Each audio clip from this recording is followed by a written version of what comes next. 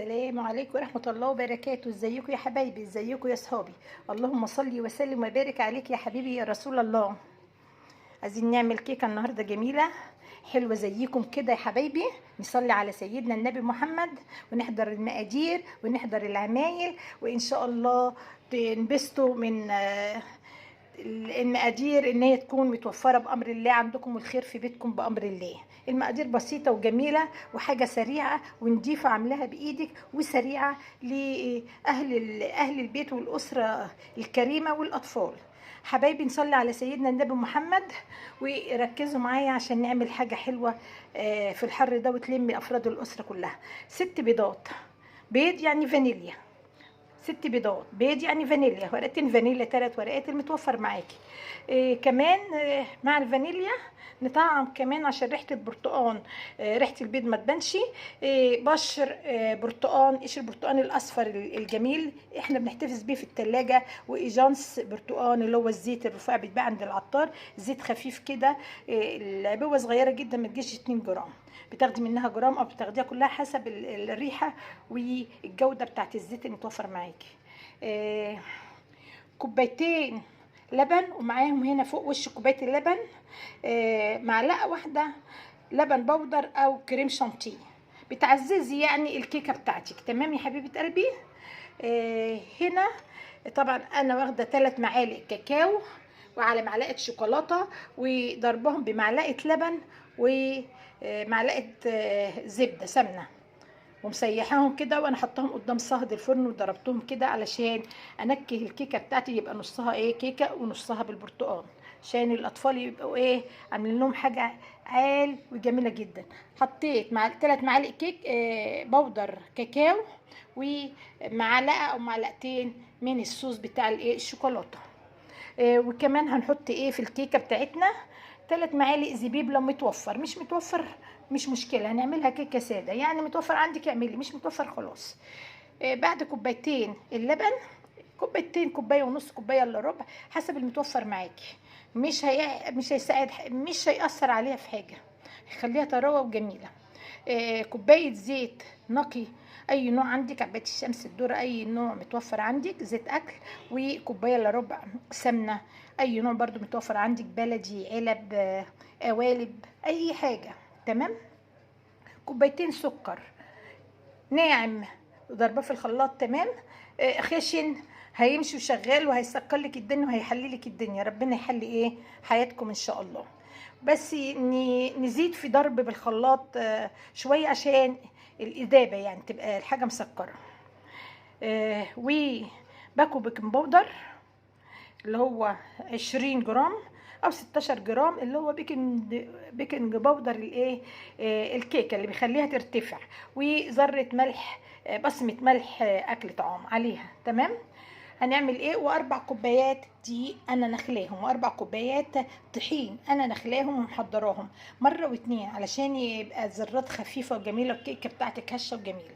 هنبتدي نعمل هنكسر البيض ونحط السكر ونضرب ضرب جميل قوي. نكسر البيض وهنحط السكر ونضربهم بالهاند بلندر. تمام، خليكم معايا حبايبي. انا كسرت 6 بيضات، حطيت الفانيليا، حطيت جانس البرتقال عليه الزيت اللي هو الجانس الازازه اللي هي فيها 2 مللي، لسه ما حطيتش البشر ولسه هحط السكر. نضرب شويه. بسم الله الرحمن الرحيم. وكلوا مما يذكر عليه اسم الله. بسم الله، الله اكبر، بسم الله الرحمن الرحيم.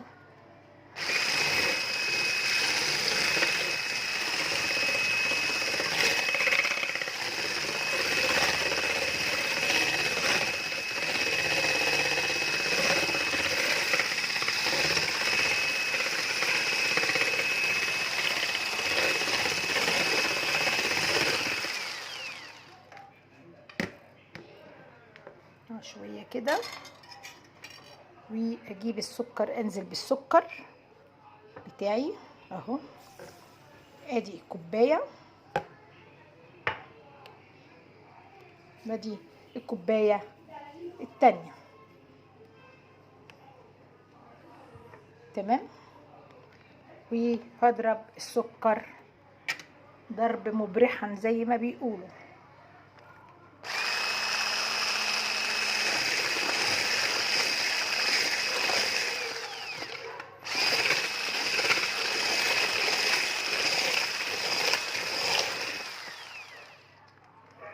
هننزل ايه، هنضرب تاني بس نريح الايه الموتور معانا كده شويه.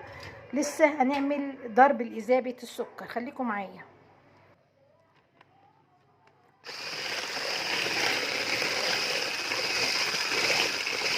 انا مش عايزه اطول عليكم، بضرب السكر اذابه كامله عشان انا حطاه خشن وحبيبات. فلو انت هتعمليها زي كده اضربي كويس السكر مع البيض. كمان هيدي فرصه للبيض اللي هو يبقى هش ومضروب كويس. تمام اهو. الخطوه اللي هنزلها بعد كده هنزل بالسمنه والزيت اللي هي كوبايه زيت وكوبايه السمنه، كوبايه الا ربع سمنه.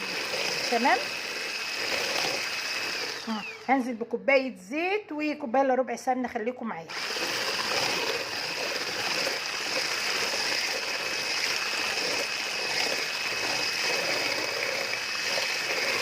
شايفين ما شاء الله الفقاقيع اللي هي بتطلع دي، الفقاقيع اللي هي الهوا دي، انا لسه ما حطيتش البيكنج باودر، دي من سلامه البيض ومن سلامه الضرب، من سلامه البيض وسلامه الضرب اهو.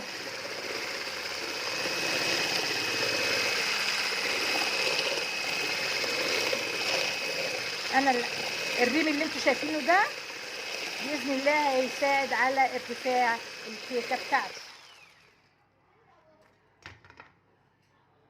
هحط الزيت وهرجع اضرب تاني والسمنه، خليكم معايا اهو. بصي يا حبايبي، هنزل بعد ما ضربت كوبايه الزيت اهي. تمام اهي خالص خالص. هضرب شويه وهنزل برضو بالكوبايه الايه السمنه. انا بدي فرصه لنفسي، الحاجه الجو حر جدا، الحاجه تبقى ايه، الجهاز بتاعي يبقى مرتاح معايا اهو. بسم الله الرحمن الرحيم. بضرب الزيت مع البيض مع السكر.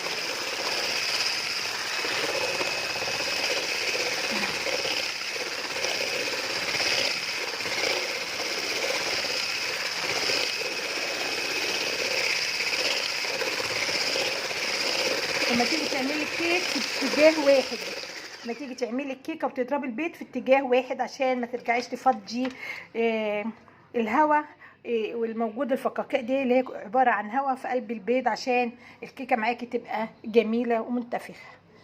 هنزل بكمان الايه، هنزل بكمان السمنه بتاعتي. تمام.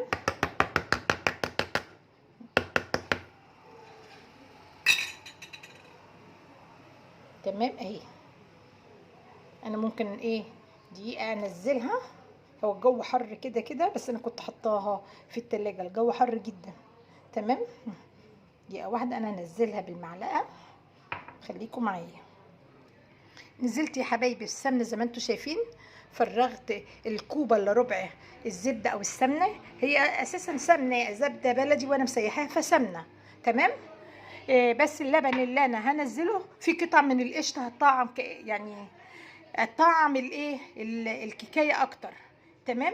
خليكم معايا. هضرب الزبده كمان المواد الدهنيه مع الحاجه، وهنزل ببشر الايه ببشر البرتقال معاها اهو. تمام اهو. ده بشر البرتقال زي ما انتم شايفين، الخطوات بالراحه واحده واحده تطلع معاكي باذن الله احسن ايه، احسن كيكه بعمايل ايديكي.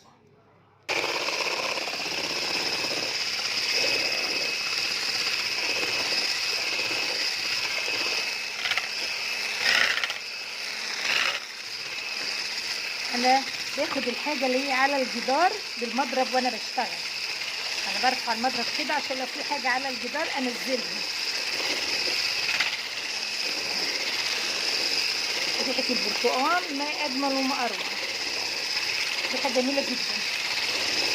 ضربت مع كوبايه السمنه اللي انا نزلت بيها مقدار معلقه بشر، معلقه معلقتين مع ايه يا دوبك نص معلقه صغيره بتاعت الشاي دي جامس اللي هو ايه جامس برتقال، زيت كده ريحه البرتقال.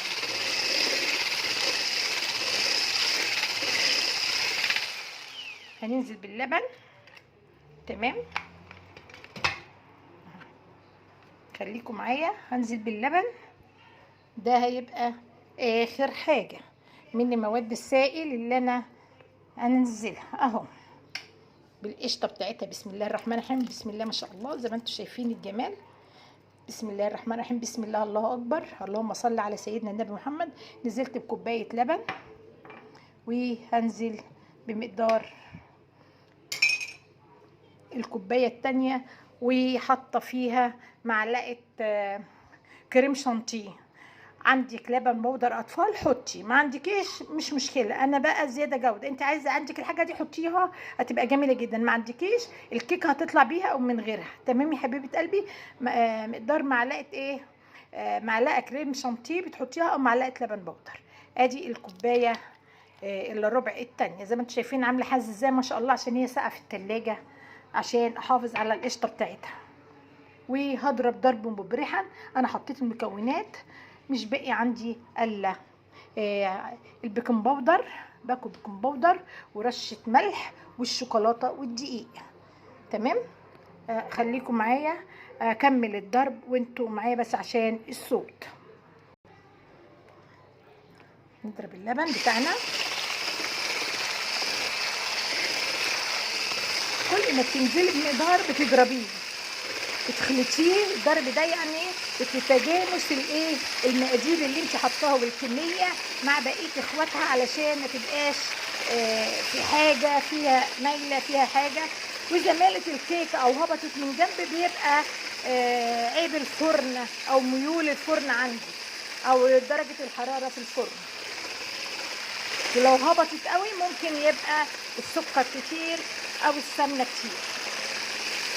لو بقت تبقى عامله زي الصوص رول كده، تحس ان السمنه ايه هبطتها او السكر عسل فيه.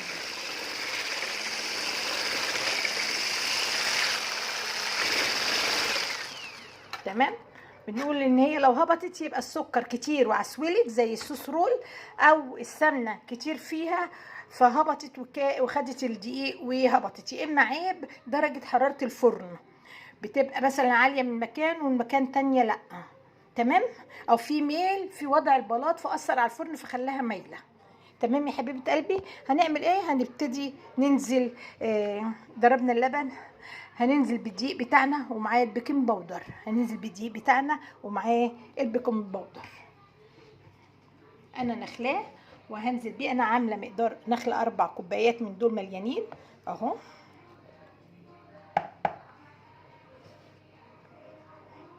هفتكر انا اضرب وهو خفيف كده، واول ما يتقل هجيب المضرب اللي هو يدوي بايدي علشان ما يبقاش تقيل على الموتور. هعمل حاجتي بس في نفس الوقت ما يبقاش الحاجه تقيله، عشان اقدر اعمل مره واتنين واحافظ على الحاجه بتاعتي. حاجه تقيله ما تعملهاش عشان ده مش عجان. هعمل كده بايدي. انا عندي الفرن كنت محضراه يسخن، رن كده وطفى الساعه بتاعته، فانا هروح اظبط الايه الفرن ويرجع يفتح تاني. هو كده دافي. عملتها بايدي كده قبل ما اضرب بالكهرباء اهو.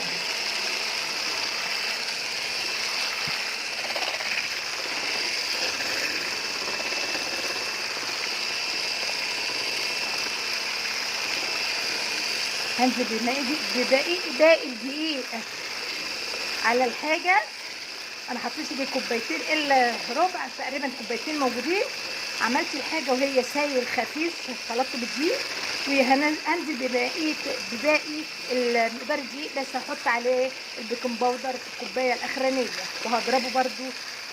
ما تحملوش المضرب في ايد، هعمل بمضرب يدوي عشان ما يبقاش الحاجه تقيل. عندك عجان اشتغلي بيه، عندك مضرب يدوي ما كانش فيه زمان الحاجات دي خالص وكنا بنشتغل بيها. تمام. انا عندي الكميه اهي هنزل بيها اهي. تمام اهي انا نزلت بيها. تمام. وهنزل بالكميه البيكنج باودر اهو.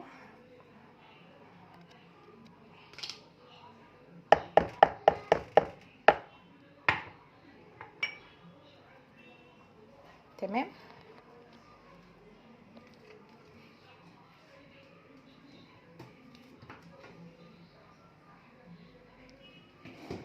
ابتدي هضرب برضو بيدوي كده، هلم بايدي.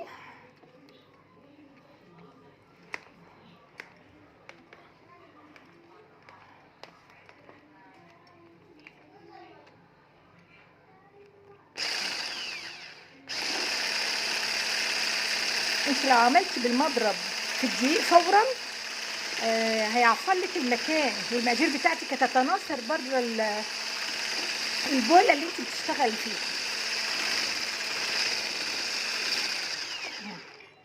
هنزل كده من على الجدار بتاع الطبق،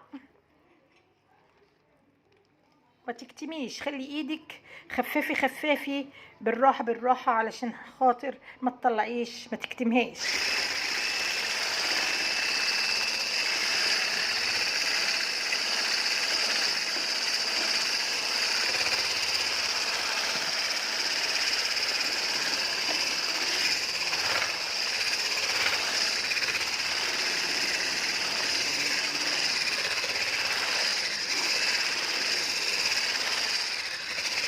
انا المقدار ده هصبه كده فاتح، والنص المقدار انزل عليه بالشوكولاته، وهصبه من فوق البرتقال اللي هي الارضيه، او كانك بتحطي نص من تحت ابيض بالبرتقال، والنص اللي فوق هنزل عليه بالايه، بالشوكولاته بتاعتي. تمام كده الكيكه ما شاء الله اتجنست معايا.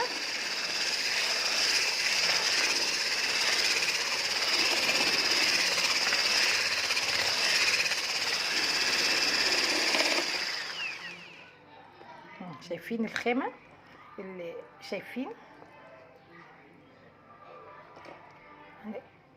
هو ده اللي مطلوب، مش متكتلة ومش خفيفة خالص، جميلة جدا اهي، عشان تطلع هشة وجميلة. تقدر تتفاعل مع البيكنج باودر وتطلع تبقى خفيفة الاجزاء بتاعتها. تمام، هخليكم معايا، هشوف القالب اللي انا هصب فيه، وهشوف بايدي كده بالسبولتي او بالمضرب اليدوي اللي في ايدي، عشان اوزن الخلاط تقيل على ايدي، او اللي هو الهاند بلندر بتاع المضرب سخن وتقيل على ايدي. دقيقه واحده يا حبايبي. صبيت نص المقدار، يعني خليت بتاع 3/4 ما بين الربع والزياده شويه، يعني ربع بس مبروك، وخليت ال3/4 هو البطانه اللي هي بطعم البرتقال، وهنزل عليها برش الزبيب كده. تمام اهو، هيبقى في قلب الكيكه من جوه اهو.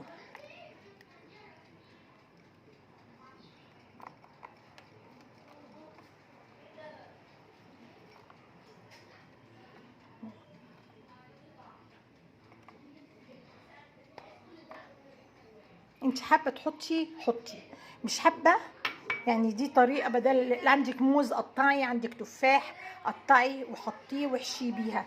هنا هنزل بمقدار الشوكولاته. الشوكولاته ده هو اللي انا عملته من الكاكاو، اللي عملته من الكاكاو الصوص، الصوص بتاع الشوكولاته والكاكاو. خدت 3 معالق، خدت 3 معالق من الكاكاو، خدت 3 معالق اكل اللي هو جاف، واخدت من الصوص معلقه ومعلقه لبن ومعلقه سمنه، وضربتهم في قلب المج هنا مع بعضيهم، وهنزل بيهم على ربع حلو محترم يعني كامل، وهنزله على الايه، على الشوكولاته دي من فوق، هيبقى نص من تحت اصفر، ودي هتعمل منظر في قلب الكيكه بتاعتي. يا حبايبي نزلت بمقدار الشوكليت بتاعي اللي انا كنت بنزله وفضيته، فرغت الكوبايه بتاعته، نص الكوبايه الشوكليت.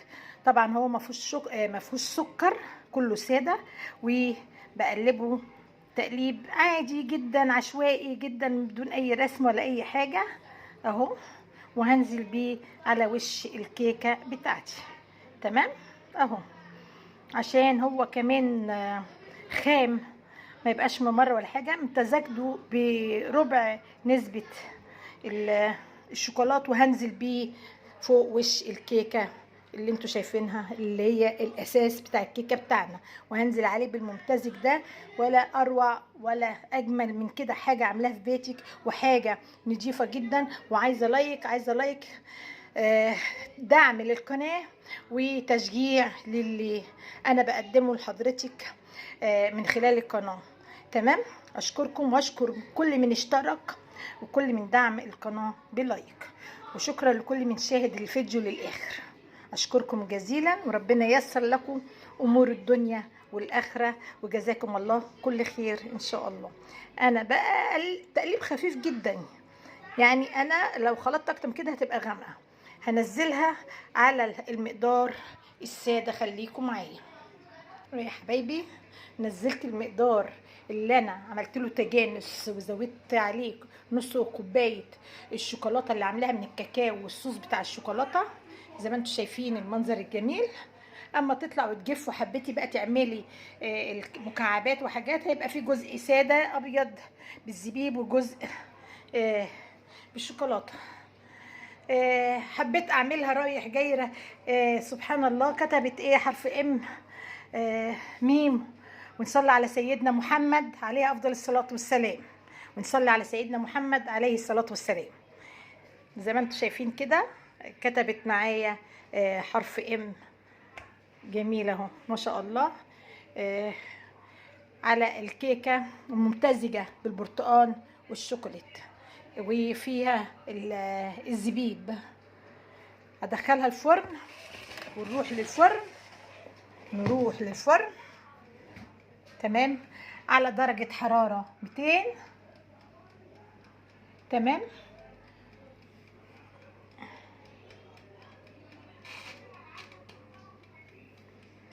نفتح الفرن وندخل الكيكة. خليكم معايا. دخلناها الفرن بيتها ونزلت درجة الحرارة ل 180 لمدة تلت ساعة. ما بين التلت اقدر افتح عليها بعد تلت ساعة لو ما كانتش لسه استوت، وهجرب بالخلة. اذا كانت متعصى عجين يبقى عايزة ال5 دقايق كمان. طلعت كويسة مش هتهبط ولا حاجة، هرجع اسيبها ال5 دقايق، مش هطلعها من الفرن. بعد تلت ساعة هعمل عملية الاختبار دي. تمام. يعني هتبقى محتاجه 5 دقايق يا اما مش محتاجه. ومش مولعه من فوق، مش مولعه الشوايه، انا مولعه من اسفل الايه، اسفل الفرن. تمام. معرفش هو ظاهر كده ولا لا، اهو مولعه من اسفل الفرن. الكيكه مولعه لها من تحت 180 درجه لمده تلت ساعه. ورفع الصاجه او الحاجه اللي هي حامله الايه، الصينيه جوه الفرن. يلا يا حبايب قلبي، ننتظر التلت ساعة. اوقف الموبايل لاخر تسويتها بامر الله. تشاهدوا معانا عمايل ايديكي وانت اجمل شيف. ونصلي على سيدنا النبي محمد، وكل مما يذكر عليه اسم الله. بسم الله، الله اكبر. بسم الله الرحمن الرحيم. الحمد لله على نعمة الاسلام. الحمد لله انك ربي. الحمد لله على نعمك وفضلك علينا وعلى اخواتي المسلمين. الحمد لله، الحمد لله. لا اله الا الله، ولا حول ولا قوة الا بالله. ادعي ليا وليكم بصلاح الحال، وربنا ينفع ما بين ايديا وما بين ايديكم، ويرزق اولادكم الصلاح والفلاح والنجاح. امين يا رب العالمين. وربنا يرزقكم ببر اولادكم في الدنيا وفي الاخره. امين يا رب العالمين. وربنا يبارك في رزقكم ورزق اولادكم وصحتكم وصحه اولادكم. ما تنسينيش في اللايك يا حبيبه قلبي، ما تنسينيش بالله عليكي في اللايك، وشاهدوا الفيديو للاخر. يلا